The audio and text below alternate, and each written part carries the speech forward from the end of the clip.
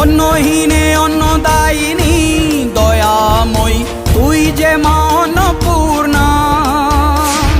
সন্তান স্নেহে তুই মা যেন কল্যাণী সম্পূর্ণা। তোর কথা যেন মন্ত্রোচ্চারণ, বজ্র সম কঠিন অনুশাসন। ধৈর্যের সর্বংসহা পৃথিবী, ধর্ম ও ন্যায়ের প্রতিচ্ছবি।